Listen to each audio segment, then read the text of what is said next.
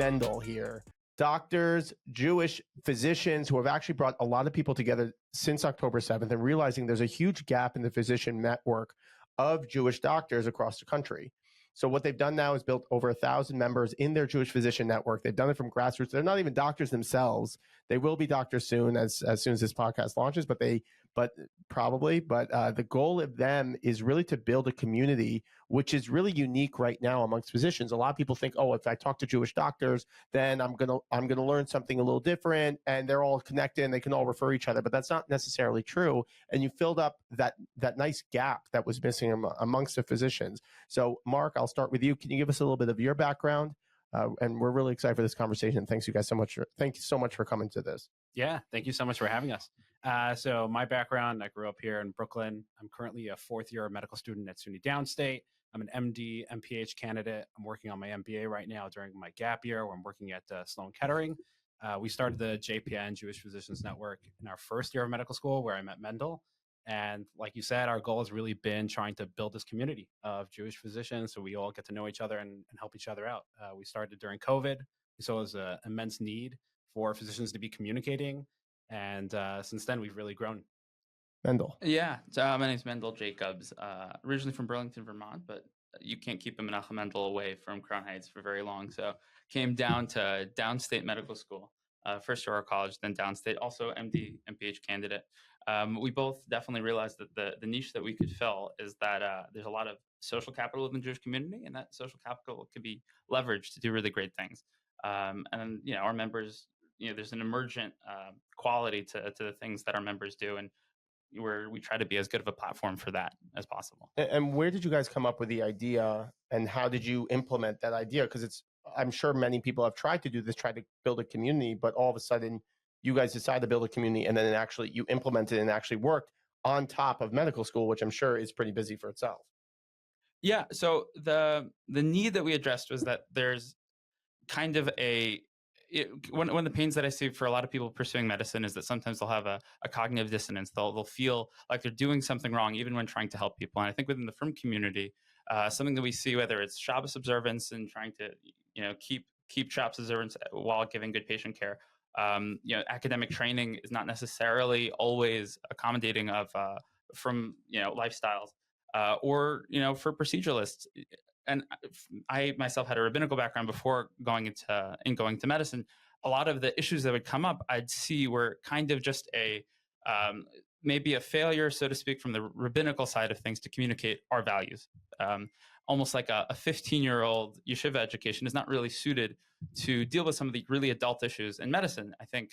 And so kind of initially what we found was to figure out how to connect those two populations, people who are really incredible in Torah, and bring them into medicine to kind of ameliorate some of that difference in value.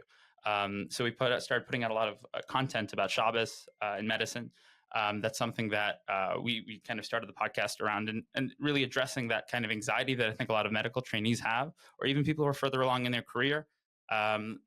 We really found there was a lot of fertile ground to connect.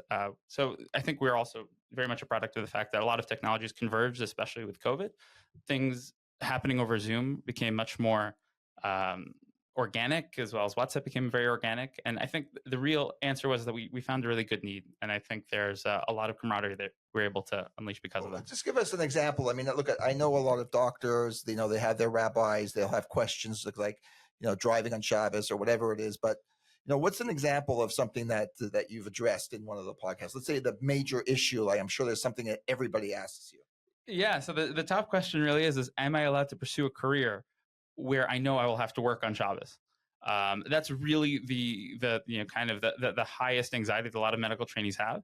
We know a lot from doctors that do work on Shabbos, right? And that's kind of something that's people are aware in their minds, but they're not sure how that works. And so we gave a few background sessions on that, and then we brought the Paskim on to talk about themselves. So we engaged Rabbi Willig and Rabbi Sprung from Shari Tzedek Hospital in Yerushalayim, as well as Rabbi Asher Weiss. We've had him on into our in-person events. And our position isn't really to tell people what to think. It's just to kind of show, so to speak, what some of the dominant rabbinical figures, what they would say about this sort of situation. And there are a couple of legalistic and halachic ways to look at it. And I think, the more you learn, the more you recognize there's a lot of nuance there. One thing that, say, I'm dealing with right now is that my orientation for my hospital work for my first year of intern year starts on Shavuos. What do I do, right? So patient care, I think a lot of people intuit that there can be certain things that you'd be allowed to do, but what about for training? Like, are you allowed to learn how to put an IV or a central line in on a dummy, right? You're not saving anyone's life in that moment. You might save someone's life in the future, but are you allowed to go get your picture taken on Shabbos, which is, another thing that comes up. So there's a tension, and to figure out how to appropriately, respectfully address that tension within a person's life is something that everyone goes at it. But we feel like we're going at it alone. So by connecting, I think we were able to. Are you allowed to get your picture taken on Shavuos? You talk to your local Orthodox rabbi. It was very medical of you, and you took no liability with that answer. I would just add to what Mendel is saying that historically there have really been two views on what to do as a physician when you come into problems with Shabbos and other halachic issues. And so many of us had just had no education whatsoever. When you go to yeshiva and you learn how to keep Shabbos, you're not learning the complex, detailed halachas of it because you're likely not going to be challenged in that way. And then all of a sudden you're thrown into a hospital and you're likely going to have to start violating issues that are real daraisa. They're serious issues. And many of us just had no background, no education on it in general. Many of us don't even come from a yeshiva background to even address the questions. We don't even know what questions we're asking. And then you have the other end of the spectrum where you have some really learned people. Mendel had smicha before he came into medical school. He knew the topic really well. And so you had these two fractions. You have people who really knew close to nothing and people who knew a lot. And there just wasn't a lot of conversation. So the people who knew nothing would come into medicine and just know that lots of people spend time in the hospital on Shabbos and it seems to be okay. We don't know why. We don't know what the heter behind it is. And that leads to a lot of issues. People going and spending time in the hospital on Shabbos without, knowing why that's okay. So what we structured our conversation around was hosting that variety of opinions to really clarify what are the issues at hand and how do various poskim address those issues? It's a lot of education just because, a lot of people don't have that background. So, not just clarifying, how many poskim are out there and what they talk about, but just what are the issues at hand before we even bring on those poskim. But that's even more important because, as you've said, I know a lot of doctors, TNEC and whatnot, that they have their rabbis to go to. How much the rabbis will know or will not know is a question, of course, but there are people you're talking to don't even have a rabbi to go to. They don't even know where to go or what to do or to even pose the question. So it's fascinating. So, you started this business for a sense, a nonprofit business for a sense. What's the eventual goal of it? You started and you really did, as any business person would have it. There's a huge need in it. And then you figured out how to solve that need and use technology to scale it. Didn't cost you a lot of money to do it, which is the beautiful thing behind technology today. Zoom and WhatsApp, and people think, I have to pour money into starting something or else I can't do it.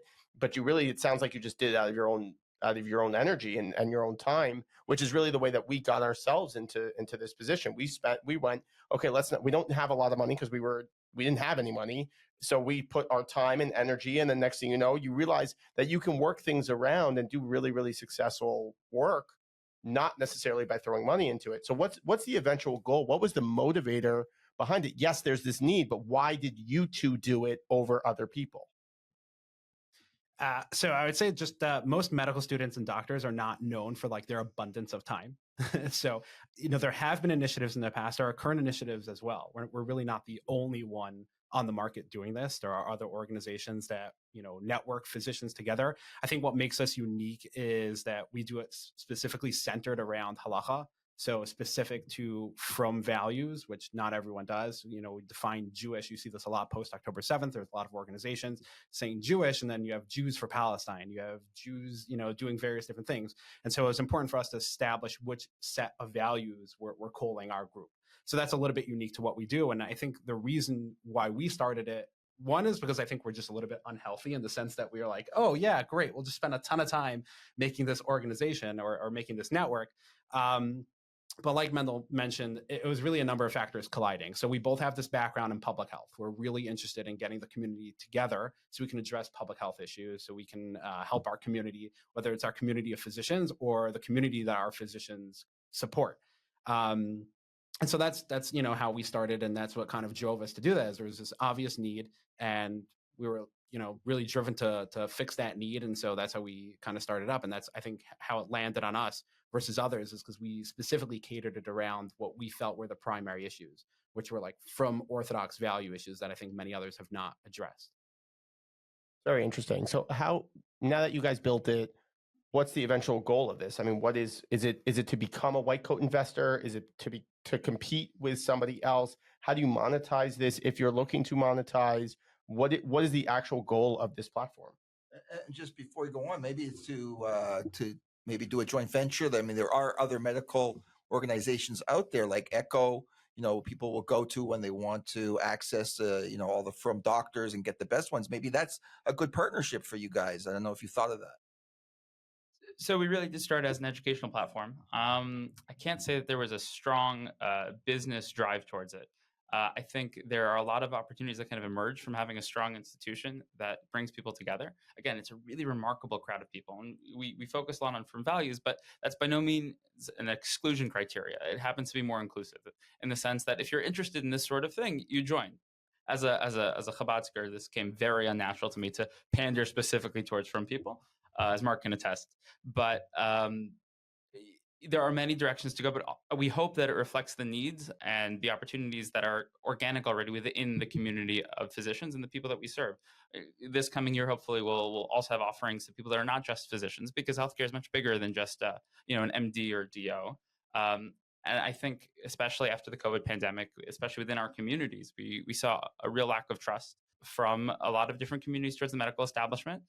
And we hope to, by reflecting the values of the people, who are kind of a part of our community, as well as the people that we treat.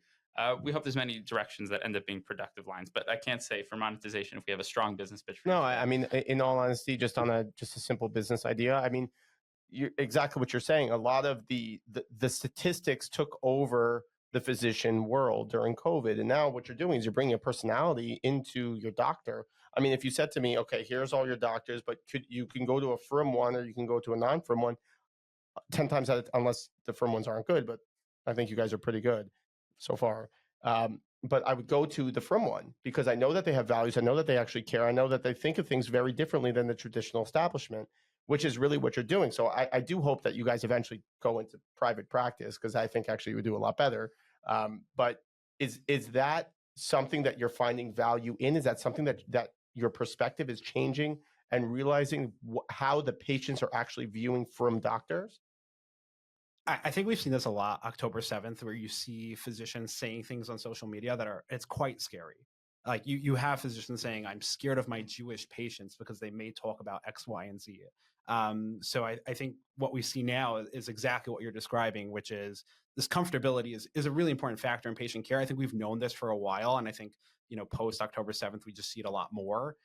People just tend to show their true colors in a time of crisis. And I think that's definitely something that the JPN will eventually help develop, which is like just a network of, you can know your doctor before you go to them. You don't have to pick them out off a website and not know who they are. Your primary care physician, if they're plugged into our network, has access to 600 other doctors on a personal level.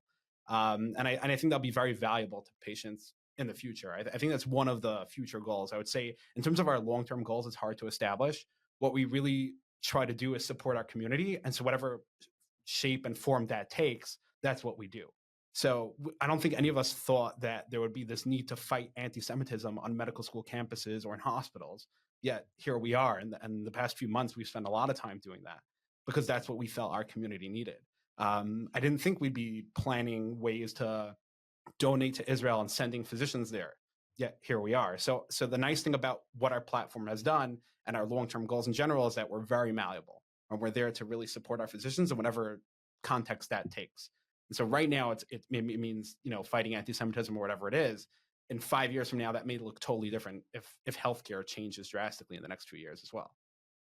Yeah, it's a fascinating point that you're bringing. It's that now you actually have a coalition of people who are successful and people who are powerful and people that can actually make a difference instead of just everybody feeling alone. And I find that that's what happened to a lot of the Jews and to the Jews who were working in different random locations across the country. And something that really happened to us post October 7th was I went on Fox News, I went on a lot of the big platforms, and I would get reached out to by all these, and I called them the lonely Jews. They were Jews that were in the middle of Ireland, in the middle of wherever, in Kansas, you wouldn't even know. And they go like, hey, I'm Jewish, but I never really told anybody, and I'm really scared for my life. I'm scared for my kids' lives. Can you help me? And I'm thinking, well, I can't, but what can I do? Like, hey, you open up a Roth IRA. Like, that's all I can really offer you. But you realize that you're actually being able to bring people together. And that's part of the reason why we started the podcast, because people were like, hey, I feel alone. These guys can speak to me for some reason. Their voice carries to me, and they're able to give us an identity. Do you find that your physicians now are becoming better at being doctors because of this? And how is the actual network improving the quality of care that you're offering? Yeah, I was actually thinking about that too. I mean, this can go beyond, of course, any halachic thing. I mean, you're giving a lot of valuable information to people that may not have access to it. But again, it could go wide. I mean, you could have, like, in 5 years, like you're saying, how's this going to look in 5 years? This could be, maybe a lot of non-Jews in there too, because now you've got somebody that wants to talk from California to New York or other parts of the world about diagnoses or what they're seeing or how they're feeling or how the medical, how medical care is going, all that kind of stuff. Yeah, so I think there's two general different ways to think about this. I think one, just in the micro, right, on the person to person, because I think a lot of medicine really is a person to person sort of thing. With a medical health background, public health really challenges you to think about things on a population level. Doctors were really meant to think about things, you and your doctor, you and your patient in that moment.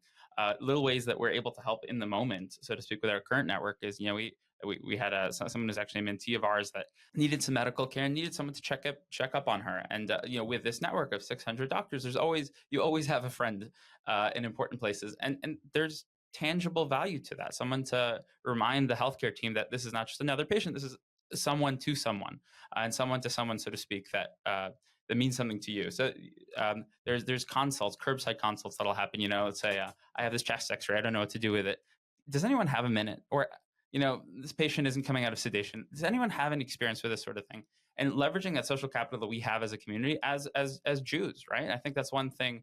Not to say that there's any real silver lining from the adversity that we experience as a nation, but it has kept us together as a nation, and it reminds us of something much deeper that we all have in common together. And in those moments where you need kind of that added level of personhood that we can kind of offer each other, as we always have been able to.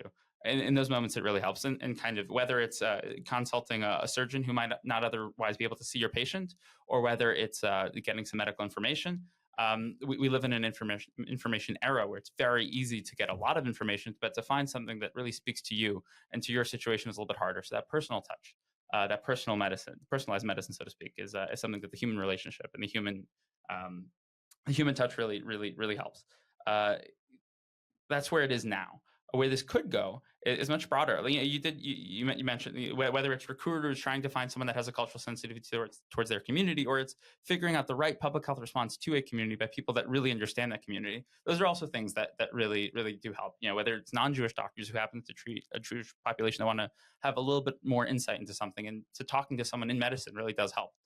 Those are all really kind of things that we didn't linearly expect to really come out of this project. Yeah, I mean, it's interesting that if you let's say have a patient in the Midwest that's Jewish that might have a Jewish disease, they don't know who to talk to about, hey, what is the implications of this disease for this type of person, and you might understand that immediately, but they don't really know. And if you have this platform that people can come onto and you can ask those specific questions, you can really save lives. There was tangible difference of that.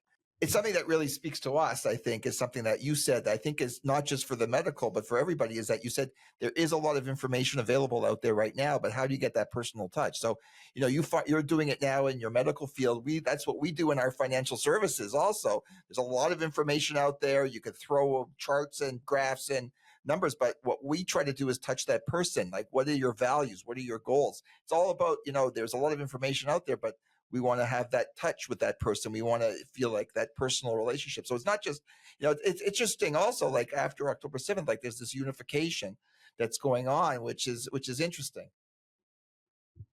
How do you guys view money? I mean, we speak about on the phone, and we probably have 300 physicians as clients already, and that's a big platform for us. And just because Jewish, everyone knows a doctor and a lawyer, so we have a lot of doctors and lawyers. It just happens to be that way, and accountants and business owners and real estate people and engineers, but they're the poor ones. So how do doctors look at money? And then what disconnect? Because we've heard a lot of complaints, but we'd like to hear it from doctors. So how do doctors look at money? So disclaimer, I'm not a doctor, so I don't claim to speak for how people. Do future doctors look at money? Yeah, exactly, as future doctors. So I'd say first is like just as like a one-word answer, terribly. So like we're encouraged as undergrads, just take out loans, go to medical school, and it will sort itself out. Like this is heavily encouraged, which is really sad that most of the time we're taking out these massive loans and know very little about them, very little about the repayment plans, the interest rates. We're just kind of told to trust the system, which is, I think, terrible advice. And following that into residency, into training as junior physicians, you still get very little training on financial literacy. And it's almost like 0% incorporated into it's definitely like not incorporated into your medical school education, or very little of it is incorporated. And then into residency, when you start training, you're not really given much training in that either, in terms of just like how to bill accurately, what codes to use, the difference between various procedure codes, or how do RVUs work. This is education that we don't get at almost at any point during our formal training. So the mindset of when I come out of residency, I have to make money and I know how the system works, it's just not there. I think many young physicians are very cognizant of the fact that they need to worry about their financial health, but I think we focus so much on the medical training of it that we get very little education on the financial health that to follow. Yeah, I mean, also there's so many doctors programs out there that are available that doctors don't even know about. There's loan programs, and there's refinancing programs, and there's all this stuff, and there's really no hub in the doctor community. I mean, White Coat Investor tries to do a good job, but it's really just a bunch of people. It's blind leading the blind, I find, in the White Coat Investor vacuum. But it is a big problem. How do you think that it should be addressed, and what do you think the stages would be to fix that? So there are other hubs. There's a bunch of great podcasts out there. There's a lot of great information. Though from our perspective, it's very hard to figure out what's the great information, what's the terrible information, right? And I think that goes back to kind of the point that we spoke about before. I think you still need community, right? I think within the frum world, we have certain particulars about our relationship with money and our relationship with lifestyle creep, our relationship with what we need versus what we want. We all try to have bigger families, which I'm not categorizing that as a want by any means. But things are harder in certain ways, especially if you're deferring earning potential really far down the road. I would think that maybe taking a similar approach to the way we practice medicine. So everyone kind of has a slightly different set of needs. And I think we were joking about this before, that what you guys do is very akin to healthcare. You guys are almost like financial healthcare analysts, right? You're trying to work out the financial health of the person that's coming to you, because everyone has their own life. Everyone's coming, so to speak, with their past financial history, past medical history, and figuring out how to talk to them and educate them where they are is probably what the space would best be suited for. I think the other side of this is things really have changed. 30 years ago, medical school costed 4 times less, really across the board. I'm talking to downstate grads that would cost $10,000 just a year. Now it costs $45, $50. Clearly, it means that we're going to be 5 times, right? Our ROI on our education, we're probably going to be 5 times better, right? I think that's the way the math would work out if this was logical. But it's probably not. Also, compensation has been stagnant, if not going down. And these are things that I don't think are unique to kind of a Jewish physicians network, but they're issues kind of within the macro environment. But really, what do you guys think? How do you guys think that we could best? I tell you the truth, we do have a lot of doctors. We also have a lot of dentists. I think, especially in the medical field with the doctors, I think it's covered over a lot because you have such great earning potential. So even if you have a loan of $500,000, if you're making $300,000, $400,000, $500,000, like 3 years out of school, Like we'll get a doctor, he made $70,000 this year. Next year he's making $450,000. So he's not so concerned about what his loans outstanding are. It's just a drop in the bucket for him. So it doesn't become such a need, but really it has to be addressed. We have to budget. We have to talk about what, the smart places to get money from, how to develop long-term wealth, how to accumulate. We'll find the dentists, they could have similar amounts of loan outstanding, but they're not making the money that you guys are. And it's really disastrous. And, we just tell people, you got to pay off that loan. You can't think about much else because you got $500,000 of loan and you're making 200. So it's a different dynamic. And I think also, I grew up in Toronto with socialized medicine. When I was in my adult years, they started to really detract on what the doctors were able to make. And I think that's also leaked over here now. But I remember when I was growing up, a doctor making $1 million, $1 million in my day was a lot more than it is today. But that was, people would leave Canada to come to the United States to make that money. It's not like that anymore. You really have to be a lot more sensitive on projections, your budget, and what you're going to be making, where it's going to be going, especially don't even factor into the from part of it. The religious from is religious for those that don't know the translation. But, yeshiva costs a lot. I had one time 4 different building funds, from 4 different places. It's not pretty. And I find the basics for physicians on what they need to really understand is that for the next, let's say 7-8 years of their training, and if they go into fellowship, it could be potentially longer, that they're going to make a very, very low wage. But that does not mean that life does not stop at those points. So for you two, and then the first question I asked you guys were, are you married and do you have kids? And you both said, yeah, you're married and you have kids. And I'm thinking that's an incredibly low salary for somebody. And I don't know how old you guys are. I'm assuming you're late 20s. Yeah. So that's not normal in the physician world. The physician world typically will default and defer their life before they start making money. But if you already have a life before that, then you can start doing, you really need to be prepared for that. And you need to understand what loan rates are, how much do you actually need to live. The first thing that I tell all doctors is when you were in residency and you're making $70,000, if downstate, I'm sorry, it doesn't pay that well, but let's say you're working at NYU and you're making $70,000, $75,000, put down all your expenses at that point, put it down on a piece of paper. The second that you finish and you start and you make $350,000, put down all your expenses at that point. And all of a sudden, you'll see this huge disconnect between what you were spending at that point, that you're only spending, let's say, $4,000 or $5,000 a month, and you're able to afford all the things and you were happy. Now you're making $400 and you don't know where your money is going.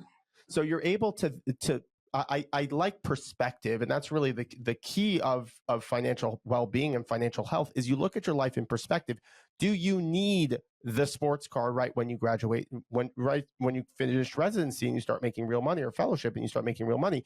And you can look at, oh, well, I actually don't need this. And the basics goes down, and you mentioned it before, Mendel, is the difference between wants and needs. Your needs is what actually covered you during residency, but your wants is what's afterwards. So understanding that you need to address these loans, because these loans don't go away, and you need to do it quickly because life creeps up very quickly and big expenses come really, really quickly. So you have to play catch up, and you need to keep your lifestyle the same thing as you had at residency before. That is the first start, and in my view, the first stage for every young physician that's trying to come out. I don't know if you have other suggestions. I guess I had one question about that's probably this is incredible advice, right? You have to be very aware of what you want. You need also, wanting never puts you in a happy space anyway, right? So there isn't that much that the delta between your happiness with, if you satisfy all your wants, and how happy you'll actually be, probably is much lower than people think. There's a lot of programs out there, though, like PSLF. There are different grants that physicians will get, loan forgiveness. Have you guys seen a lot of success with that? So there was a study that I think it was the Wall Street Journal did, and we don't have our fact checker here today, so don't sue me. But there was a study that either Wall Street Journal did or New York Times did, that there was a program for loan forgiveness if you worked in the nonprofit sector. And of the 1,000 people that they surveyed, 1,000 doctors that did that, and only 100 got actually forgiven. I am seeing more people getting forgiven, but what are you sacrificing in order to get your loan forgiven? You are sacrificing number one, you're letting your loans accrue because you're really just paying the minimum. You're structuring your tax status so you can really just keep your income in this little bucket that doesn't affect this loan status, so you can continue going. And you're also working in the nonprofit sector. I'm somebody that likes financial freedom. I don't like to be tied down. If you're a doctor and you're stuck working in a nonprofit, still making $300,000 because you're trying to get this loan forgiven, but you can go make it $450,000 and advance your career so you can actually build your career. Because a doctor's lifestyle, a doctor's career path is very short. It's under 30 years. I have doctors that are being forced out in retirement. They're age 60. So that means you're starting at 32 and finishing at age 60. Most people start working at 22, 23, and they're finishing at 65, 70. So your pathway of finances is a very short window. So my personal feeling, and it's not for everybody, is if you can find a good career path and grow a career path, private practice, working in locums, doing all this other stuff, I think sometimes pay off your loans. But if you do have a good structure with what you're doing and you want to stay in the nonprofit sector, or you have crippling debt, then I do get the loans, and I have seen some forgiven. So I would just say also, I mean, one thing that we want to talk about is the religious lifestyle. You guys are married, I was married at 25. You don't want to wait till you're 30, 35 to get married. You don't want to wait till you're 35 to have kids. So that becomes like it's a difficult dynamic that you're in now, because you're still in school. You're not making a lot of money. Your wife is probably working, I'm assuming, teaching somewhere or whatever. She's maybe a speech therapist like your wife, who's not working anymore. But it's a different dynamic. I went through it a little bit myself. You have a couple of kids and you're still not, so you're always like chasing it. So that's why it becomes even more and more important to budget and to project and to know what the loans, like what Yair is saying. That is really the key to the successful wellness, is to not just forget about it, but have those money talks that we promote. Don't be afraid of it. It's not something to be afraid of. You will make money down the road. Let's talk about the whole picture. I would just add that I think I read the same the Wall Street Journal article. I was very interested in the public service loan forgiveness. I remember speaking to my loan officer about it, and they specifically make it incredibly difficult to get. So just for anyone listening who's like a medical student and thinking of their loans and consolidating loans, they make it so difficult that if you're middle of paying your loans and you just consolidate your loans, they classify that as a new loan, and everything you've done for the past 5 years, if you're paying off your loan, goes out the window, because this is now a new loan, and you don't qualify for the 10 years, and you got to start over. And there's a lot of these things that they do to make sure that you don't get it. So I think you bring up a really important point, that this is a conversation we need to have. You can't just solely rely on this. And if you structured your career to cater towards loan forgiveness and you don't get it, you've put yourself in a really ugly position. And then to circle back to your original question, which was, what is our recommendation for students who may not be, or residents who may not be exposed to this? I think it's sort of in the same vein that we've done other things with JPN, which is that kind of, if you have a community and people are talking about this passively, you're just automatically exposed to it a bit more. So I can say, like, when I started medical school and I didn't have this network, I never thought of physician loans for homes. But now this is something that comes up on our group all the time. Does anyone have, a helpful person who can help secure a loan for physicians? And this is something that, now is on my mind. And I'm sure a lot of other people who are on this chat are starting to think about it. And I think, JPN has become such a powerful tool for things like that, not just loans and financial health, but, what it means to advance your career. Do you want to have an academic career? Do you want to go private? Do you want to be a nonprofit? Do you want to work for an FQHC? All these really important conversations. People are having exposure to those conversations now earlier because, as a junior, you now have access to hundreds of more seniors than you. And so I think that's one of the ways that we can start building those conversations, is that a lot of this natural exposure is happening because of our network. But there are I don't know if you're familiar with it, but there are a lot of mortgage programs for doctors that there's no down payment, and there's there's monies that they'll give you. There's a lot like that. There's no private mortgage insurance and all that stuff, but it is also getting harder. And for dentists, I'm also seeing that they're giving out these huge loans, but the dentists really are not prepared to pay them back, because, as my dad was mentioning before, they're making a lot less money, and there's a lot less jobs for dentists as there are for doctors. Physicians, I find, have kind of switched to being a physician and also an administrative role, and the role of the traditional physician has gone more to the PAs and to the nurses. That's kind of what we're seeing, that there's this bigger divide, but the locums doctors also are making significant money. Now, the question is, if you are, and one very common thing is, if you're making 1099 money versus W-2 money, what do you do as a doctor? For some, you could put money into retirement plans and get yourself significant savings if you're 1099, if you're W-2. So what is the difference? And I think it's also finding people that specialize in your field. You need somebody that really understands what you do and what your language is. And that's why I really love what you guys are doing, is you're really like fine tuning exactly, because there is a huge network of Jews that need this, and it's we live a completely different lifestyle than really anybody else out there. Yeah, no, it's one of the most gratifying things. You don't know what you don't know. And to talk to someone who's 10, 20 years ahead in their career that can actually level with you and understand where you're coming from is incredibly important, and opens up a whole set of opportunities, like Mark said. I guess going on with this, though, self-educating, coordinating with people who are further ahead in your career is all really important angles, and really finding your path. Let's say my training pathway may be 7 years. So for 7 years, I'm going to be working with a nonprofit. So to get to that 10 years may be very different than someone who's coming out of emergency medicine with only 3 years of training. That point that you brought up about how PAs and NPs are filling the traditional physician role, there's a lot of truth to that. The Atlantic keeps putting out these articles every few years, how there's an increasing physician shortage. And what they don't take into account is usually that there's PAs and NPs that are serving a primary care role. And you're right, in that changing environment, physicians do kind of serve more as managers. I think especially kind of with new technologies coming up, like generative AI or different guidelines coming up, the one thing that we know is that the healthcare of 10 years from now will look very different than it looks now. And I think really educating yourself on your financial health is really going to best situate you to make a good decision for you and for your patients. I think that's something that medical trainees need to hear. So just to get off this topic a little bit, just something that I was thinking about before. What is there a demographic to your group? Is it like guys like yourself, or is it a mix, or is it older guys, younger guys? Is there a demographic that you found?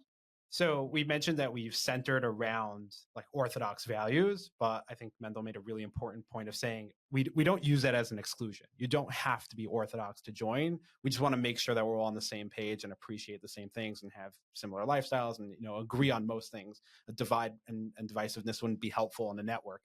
I would say that we tend to lean more towards like a younger demographic of people currently in medical school or coming out of medical school or really coming out of residency. We're young ourselves. That's where we are in our career. We use social media, and depending on which social media, you grab different demographics when you use different social medias. You have Facebook, which is now already like kind of dwindling out, and you have more social medias coming out every day. So I would say we definitely lean towards a younger demographic of people coming out of medical school, coming out of residency. And as we've grown, we've seen that level out. So I would say at this point, we're probably like a third. So we're probably about a third of like senior physicians, a third residents, a third medical students. And then likely over time, we'll kind of tip the scales, especially as our residents graduate and they become senior physicians and our medical students become residents. So we'll likely tip that demographic, but we're definitely sticking now to I think we have a much younger demographic. So it's interesting, are the senior doctors part of the group? Are they looking at themselves as a mentor, or they're also asking these halakhic shilas and these other questions? Yeah, it's interesting. I think we see really quite a bit of both. A lot of them are really thankful to be able to mentor younger physicians and help them avoid mistakes that they've made or help them just navigate. And then a lot of them are really engaged in the conversation, are really interested in hearing. One of the amazing things we've been able to do is, because we're a network and because we represent so many people, and because Mendel had his background and had relationships with Rabbi Sprung and the Beis Medrash for Medical Halacha and the Technion, we've been able to contact some just really incredible Rabbanim and Poskim. And because they come on, those senior physicians who are already knowledgeable but want contact with those Poskim will come on as well. So it's kind of like both. I think many of them see themselves as mentors, and many of them just also see the opportunity to connect with some really other incredible physicians and Rabbanim. It's fascinating, honestly. It's really amazing what you guys are doing. And obviously things are changing constantly. And my question for you is, you came into this and you're really on the beginning of your careers, and how the world is changing, and AI and ChatGPT and new bots coming out all the time, and I mean, look at NVIDIA and what NVIDIA is doing. They're changing the entire world. It's incredible. How do you see doctors, physical doctors, in the future role, and how are the medical schools educating their doctors now with all this new technology? I think we're talking out of our domain of expertise at this point. That being said, I can say that doctors in general, we're a culture that is slow to uptake new technologies, because there's a tremendous respect to how hard it is to get some of these things right. So, when someone's life is at stake, it's generally not appropriate to try new things. That being said, there's a ton of really incredible and exciting ways to that these new technologies really are gonna change things. I think just to hazard it, I think a lot of what we do is really we're a knowledge-based profession. We learn a lot about our patients. We try to act on that knowledge based on the best current available evidence. I hope in a future world, a lot of that data can kind of be assimilated much faster, so that you don't have doctors working as data clerks. You have doctors working at the highest level of their training to really best engage with the best information you can have about your patient. There's a lot of really cool applications about big data. We went to the Chemed conference.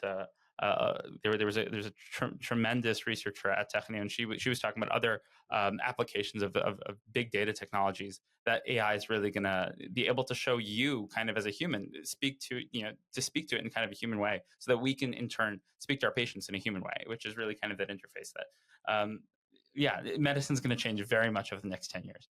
Yeah, it's amazing. So we find in people like you and our podcast and our platform, and the people we really work with, are people who are on the stage of resilience, and people who are going through this path of never being able to just settle to where they are and constantly pushing to the next stage. We call it Resilient Riches is the podcast, but it's really that type of person. And we're trying to really fine tune what that name is. It's like the resilient or the innovators of the, there's a word to it. We're trying to figure out. If you have ideas for it, I would love to hear it. But what would be, there's moments in each of your lives that are the defining moment, that moment in your life that you said, you know what, I'm going to just go on this path of unknown and do something completely different. Mark, we'll start with you. I want to hear that moment in your life that's really that defining moment that allows you to push, and why you guys are going to be so incredibly successful in the future and are currently successful. That is a really good question, and I'm afraid my answer is just not going to live up to the question itself. What I would say is that developing JPN and working on it through the past few years, I can't probably define a single moment, but what I can tell you is it could be a personal thing too. It's a lot of just grounding. So it's really easy to get swept up in medical school. There's so much that you need to do, and so much just content to absorb and master, and you have to worry about your grades and where you're going to go for residency and what your career is going to look like. And then there's so many extracurriculars you're expected to do. You're expected to do research and join clubs and be active. And there's so many paths one can take. And what I found was, we started JPN as just this like project of, we want to do some good. That's all we want to do. We just want to connect people and help educate them. There was not much on the line at the beginning. Again, it wasn't like a business driver. It's got to make money. We really just wanted to provide good for the community. And as it's grown and we've taken on that role, what I would say is things get tough. Lots of times where, like I question, like, okay, Mendel's about to go into residency. Yeah, I have about a year until I do that. And we think to ourselves, okay, what are we going to do when that happens? But kind of just regrounding yourself and saying, well, I'm really passionate about this and I really want this to work. And if it doesn't work, again, it's not like a business driver. It doesn't have to bring money. The end goal is to provide good. And if I'm providing good, then I'm doing what I want to do. And so that regrounding is really helpful, to just take a minute and say, well, what's my goal? My goal is really, I just want to provide good for the community. Am I doing that? Great. I'm going to keep doing that. Whether it's a small step today and it's 10 large steps tomorrow, or vice versa. I want to work on a large project now, whatever it means, as long as we get to, do the things we're passionate about and provide the service and good that we want to do, that helps ground things. On a personal note, I would say it's been difficult. It's been a really difficult path. So on a personal note, I don't share this very often. My wife was really sick during my second year of residency. second year of medical school. It was very close to my boards. My wife was just incredibly sick, and I was taking care of her. We were running back and forth to the hospital. I had finals. It was a point where I just wasn't sure like what's going to happen. If you don't do well on your boards and you fail, and that can tank your career.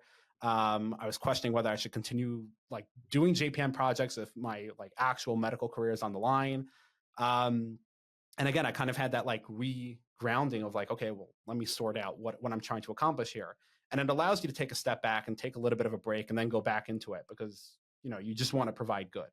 And then there's been, numerous challenges throughout the path as well. Not just at one point in my second year of medical school, but just, continuing to raise my son, my wife, and my wife doesn't work actually. So that was a point you made earlier. I assume your spouse's work. My wife doesn't work.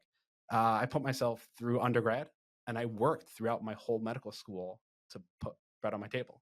And not through JPN. JPN has not contributed to like my financial well-being. Like the drive to continue to build this network really had nothing to do with making money and supporting myself. So that was just like an added thing I was doing really just because I was passionate about it. So, well, I think, you put it all together and it builds this story of like resilience. It's an amazing story. It's really impressive. And my dad has a very similar story to you, going through financial troubles and doing it really. And health issues. My mom had cancer. And we were young, 4 kids. I mean, speaking of my dad, who's literally right, I'm pushing him right now. But it's really amazing. That's gonna be the reason why you'll be successful. You'll always have that moment. Nothing will be as challenging as that time. That's what I'm hoping. I'm hoping it stays that way. I hope that everyone is healthy now. Yes. Thank God everyone's healthy. Thank you for that. And I would just say, like, even through all that, right? I did my master's in public health, working on my MBA, working at Sloan Kettering. Like, it hasn't stopped me from doing the things that I'm passionate about and I want to do. And I think to anyone listening to this who's in medicine, that medicine's a really long career. Undergrad's 4 years, medical school is 4 years, residency's minimum 3, fellowship could be another 3. Talking about over a decade. Like you said earlier, you have to live your life. Life is not going to go on hold for a decade. And if you're living your life, you're inherently going to meet challenges. And so it's just important to, keep your head up and keep plowing through and remember like why you're doing this, right? What are you trying to accomplish? What are you passionate about? And follow those passions because those things make it a lot easier. Yeah. Mendel. Sorry, I don't have a great anecdote to share, but I can say that He just Mark blew us all I know. away. No, I mean, no, it was I'm just not like gonna follow everyone was crying, but my dad. But there are 2 values that I think that definitely that I've learned through part of this journey. There's a story where Jacob has to work for his father, for his future father-in-law. And he has to work for 14 years, and so I think undergraduate medical training is 7 years, right? 3 years minimum for college and then 4 years for medical school. And then your training, I think one fellow told me, to do anything interesting in medicine, you have to be in fellowship for 7 years. So that's 14 years right there. So I think he's a very relatable character to medical trainees. But another 6 years to get some sheep in. Oh my gosh. And stuff to take with them, right? if all we get after this is sheep, we're really in trouble. But there are 2 values that I think that definitely sustain me forward. One is, I'm sorry, true to who I am, I'll have to couch them in very Jewish language. One is from Ethics of Our College. It says, "Mitzvah gereres mitzvah," that a good deed begets another good deed. In other words, to do incredible things, focus on the little thing that you're going to do now. Another thing will follow, and another thing will follow, and the aggregate is going to be incredible. And the other thing really is the people that are part of our community. I think that's definitely what motivates me is you see remarkable people. You see people that are saving someone's life. They get 3 hours of sleep, and then they're willing to have a phone call with you about helping you through your medical school anxiety. When you see people like that, it's very hard to not be inspired. And I think seeing that lived out is I think more powerful than hearing about any story. And I think a man with a why can accomplish any how, to quote Viktor Frankl, who's quoting Nietzsche, but I like quoting Viktor Frankl more than Nietzsche.